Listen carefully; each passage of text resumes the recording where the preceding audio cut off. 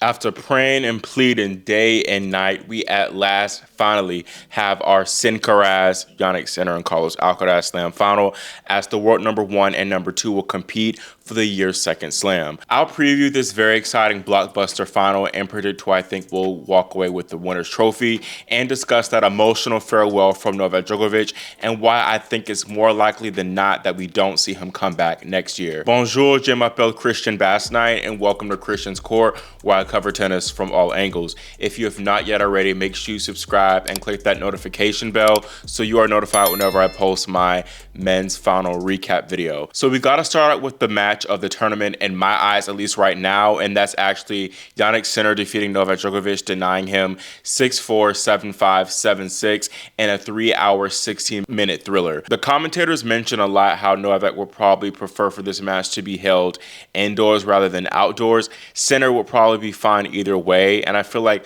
still he was able to push Novak really far back behind the baseline than what the Serbian was accustomed to in previous rounds. Jannik broke early in this match at 2-all, and it looked like he was really going to run away with this one. It was going to be a straightforward match just by how well he was playing, especially when he had 2 break points at 4-2. I thought it was just going to be like one-way traffic for much of the match, but you know dang well it's never good to doubt Novak Djokovic, the GOAT. And Novak saved both those break points at 4-2, and once he held, he really flipped the switch and he played tremendous tennis even at a higher level for the rest of the match.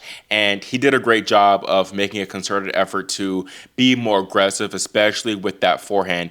And even John McEnroe said, and he was actually right, because John McEnroe, he be saying some off-the-wall stuff, that Novak hardly ever hit his forehand with this much conviction as what we saw in this semifinal. He was really going for it, and he had to go for it because Sinner was bullying him around the court for a lot of the time in this match. Novak also went away from using the drop shots as much, especially compared to him using it in the quarterfinal against Zverev, because for one, Zverev is Zverev. I mean, yeah, he's no Jannik Sinner, and Jannik is faster and overall just better in all aspects. And when he drop shot at Jannik, a lot of times Jannik got to it to where he could actually do something with the ball, compared to Zverev just really letting Novak off the hook a lot of times and just making really odd shot selection decisions. Novak honestly did a great job of matching Sinner pound for pound, and not many people can really do that at all. He created a lot more opportunities for himself in doing so, and he had chances in really all 3 of these sets, including the first set. Even though it was 6-4, he had a love 30 look at 4-3. He also had 40-15 2-game points at 5-all in the second set, but he kind of fumbled and flopped. In the third set, he had 3 whole set points at 5-4. In the first set of point opportunity, he didn't really go for his return as much. It was a second serve return. He kind of just floated it back, and Sinner took advantage. On the second set point, Jannik was just kind of too good with the serve. And then for the third set point, Novak actually decided to go for it, but he just went a little bit too buck wild with the errant forehand down the line. It's kind of a shame that Novak didn't win the third set at least. I thought he played very good, and I think the match could have been even elevated more if it went 4 sets in terms of like its iconicness. But much of this just came down to Djokovic just being unable to match Sinner in the tight moments. Giving Sinner his credit though, the guy is just so clutch. Like I even tweeted, Jannik Sinner is something else, because first, Sinner, he broke at 3-all, playing a great game. He did well to step up further and attack Nole's second serve, which he hadn't really done as well of a job up until that point. And he did the same exact thing to break right back at 5-all after failing to serve it out the first time in the second set at 5-4. Around that point, Jannik showed that he actually is human, because at that 5-4 game in the second set, I don't think he made a single first serve in the box. And it was impressive that he was still able to recover after that and ramp it up at 5-all, despite Novak having that 40-15 advantage in that 5-all game. And he had all the momentum. The crowd was fully behind his side, but Jannik just shut him out completely. Sinner also struggled to land first serves when he served for a second time at 6-5, but he was still sound enough from the ground to get it done. And that's a big aspect and talking point that I want to bring up. Jannik didn't really have that strong of a first serving day. He only landed 51% of his first serves in the box, which is not that great, especially when you see Novak. He made 71% of his first serves for this match.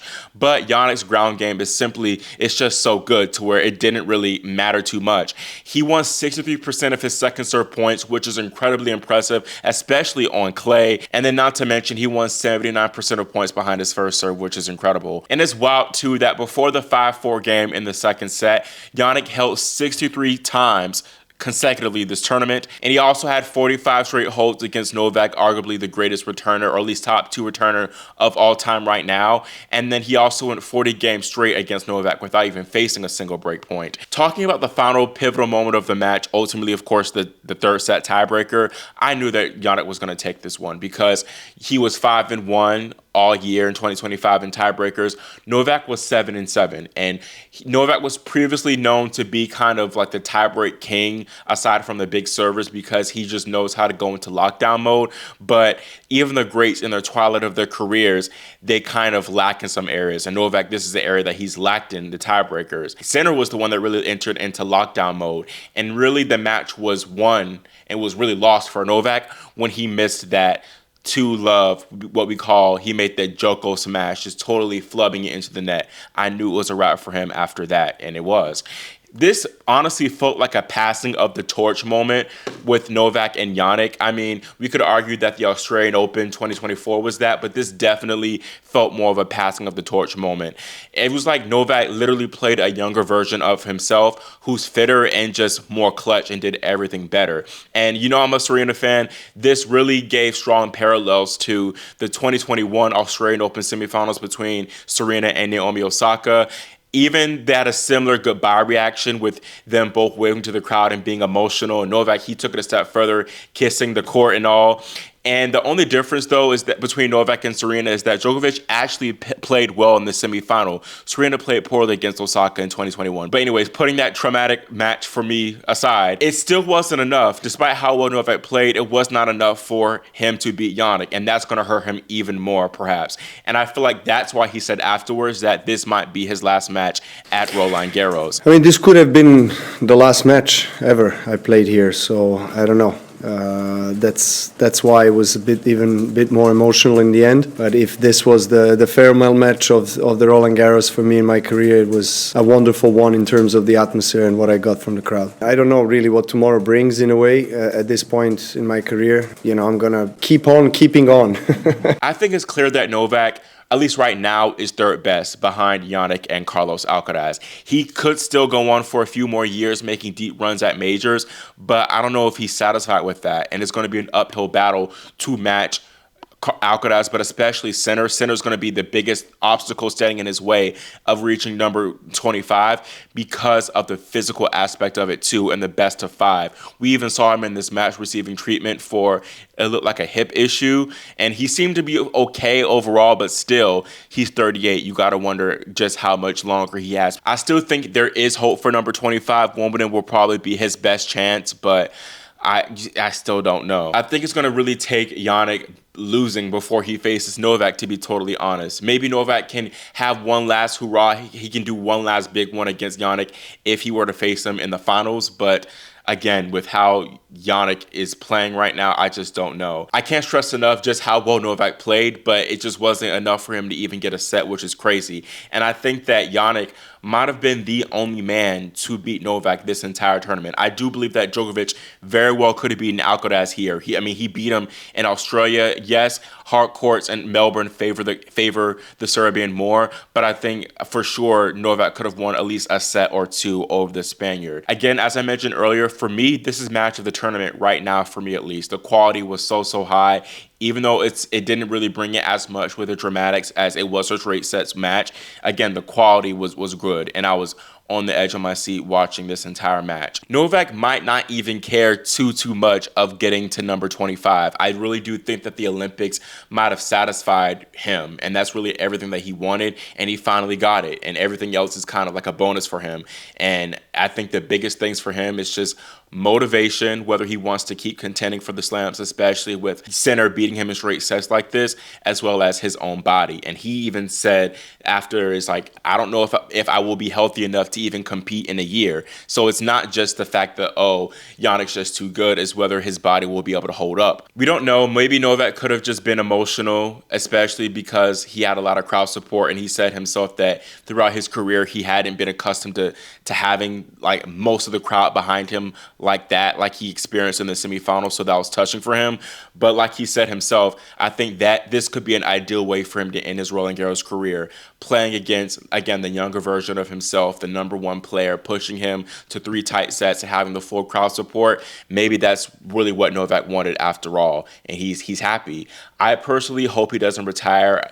I think he's great for the sport, but it's up to him. He doesn't owe us anything, and he very well can just ride off into the sunset and enjoy the rest of his life. So either way, props to you, Novak, for an incredible run this tournament. Played some incredible tennis, and hope to see him back healthy from Wimbledon for another push for 25. Now, I know the first semifinal was overshadowed by the disappointing ending, as Carlos Alcaraz was leading Lorenzo Musetti 4-6, 7-6, 6-love, 2-love when the Italian pulled the plug and it was unable to continue due to a leg injury, retiring after 2 hours and 25 minutes. I really do feel bad for Lorenzo because he was taking it to Carlos for those first 2 sets, and I thought he had a great opportunity at getting the upset if he were to get that second set. And he did a great job of fending off break points in the first set. It really could have gone either way.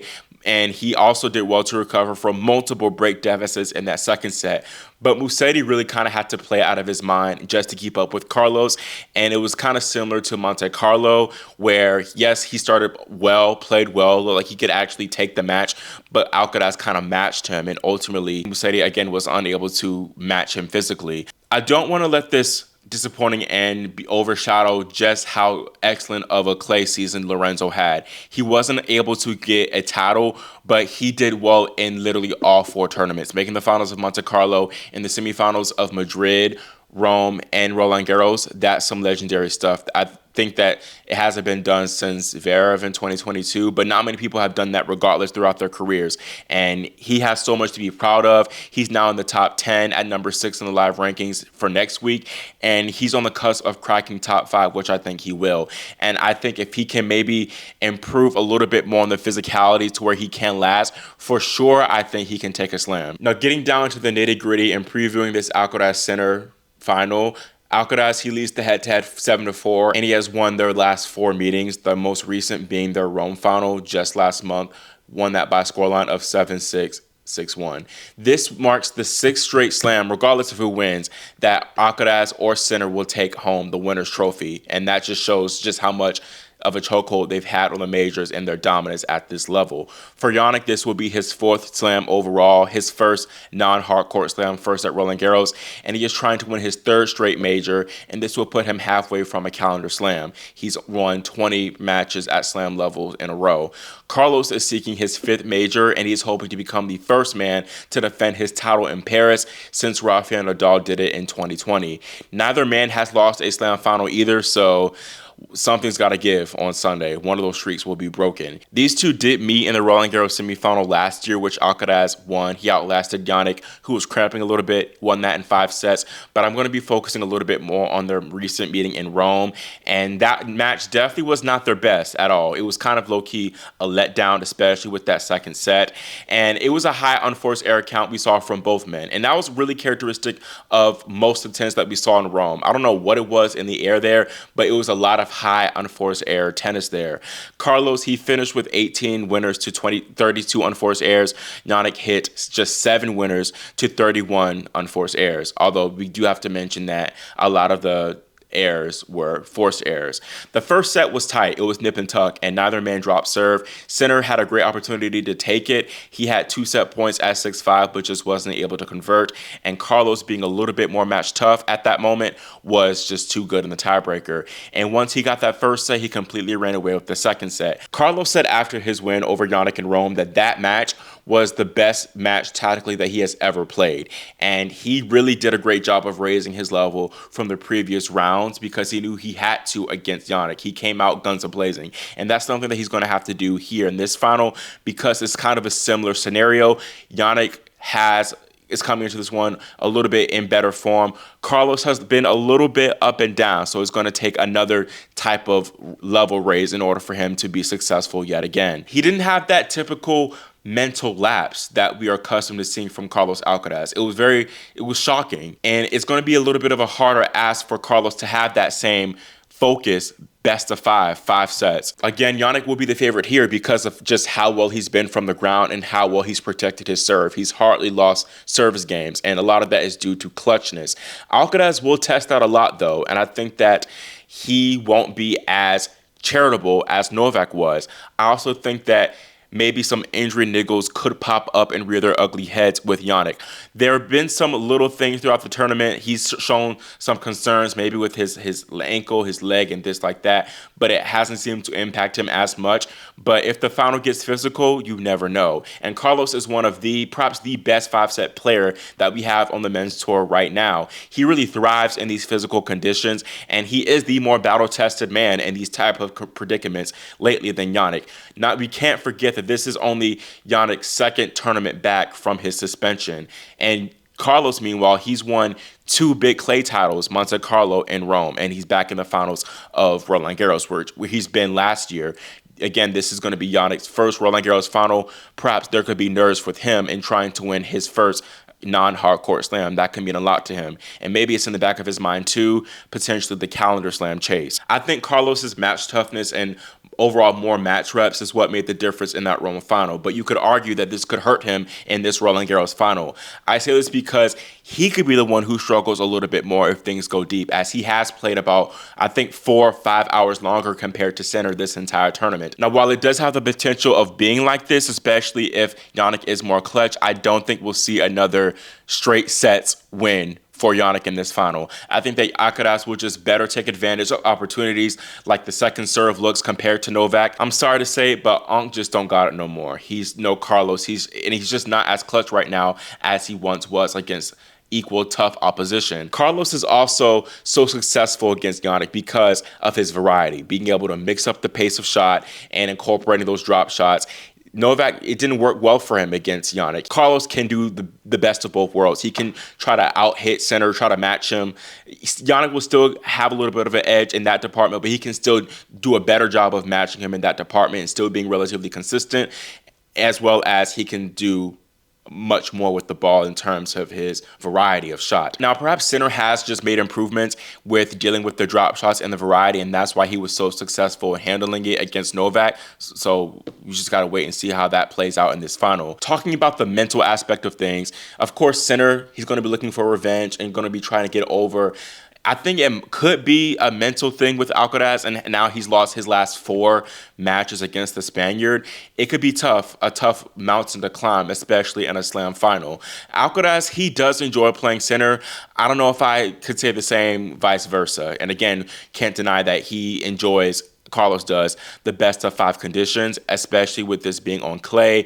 This is why Carlos has been reigned the new king of clay. He cannot match Nadal, but he is the new king or prince of clay for a reason. I think that Jannik, he needs to try his best to be that assassin Sinner that we've been accustomed to seeing throughout this tournament. Again, being clutch and trying his best to not make this as much of a spectacle as possible. And that comes down to, again, being more opportunistic. And when the time comes, don't blink like he did in that Rome final. Gotta take it. 3 sets, straight sets is a tough ask, but maybe 4 sets, it'll be important for him. Comparing his form from Roland Garros to Rome, I think overall, Jannik has been in better form, and that's huge for him coming into this final.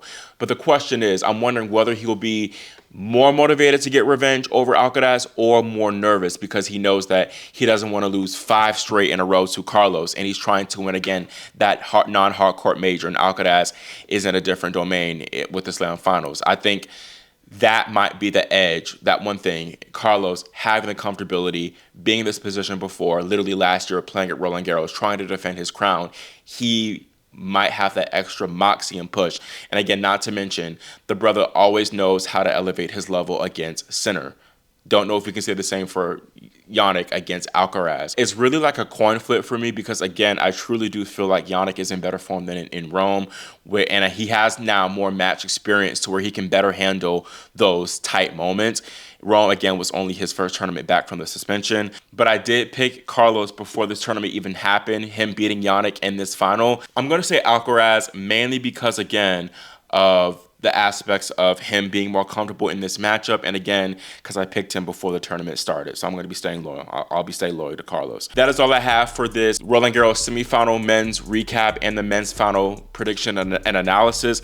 And let me know your thoughts on whatever we saw, whether you think that Novak will come back next year or whether you think this will be it for him. Also, let me know whether you agree with me having Carlos take this one or if you think that it's going to be Jannik's time to get his lick back and get his hands on that trophy in Paris. Again, make sure you subscribe and click that notification bell so you are notified whenever I post my men's final recap video. Merci pour votre soutien. Thank you for your support. Again, I'm sorry for butchering my French, and I'll see you all next time here on Christian's Court.